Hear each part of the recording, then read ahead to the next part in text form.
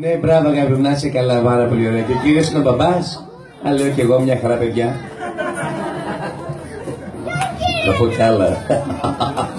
Είσαστε όλοι εδώ. Μήπως μας λείπουν καμιά 200?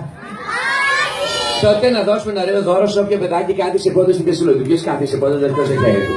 Όχι, ποιος κάθισε πόντο να σηκώσει το χέρι του? Ωραία, σηκωθείτε όλοι. Μόλις πω 3, όποιο παιδάκι κρατήσει πόντο στη θέση του, κερδίζει δώρο. 1, 2.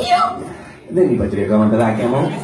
Εσείς κερδίσετε στο 3 παρατέταρτο, όλοι όρθιοι. Μόλις πω 3, 1, 2. Δεν είπα 3 ακόμα, παιδάκια μου. Παιδάκια είναι αυτά ή ασανσέρ? Ξανθιά, τι κάνετε?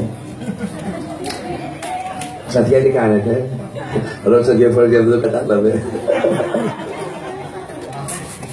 Βαμμένη, ξεβαμμένη, το πρόβλημα παραμένει.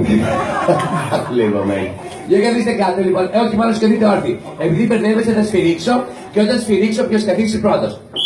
Ποιος κάθισε πρώτος? Ωραία, το βραβείο το πάρει όποιος κάθισε τελευταίος. Ποιος κάθισε τελευταίος?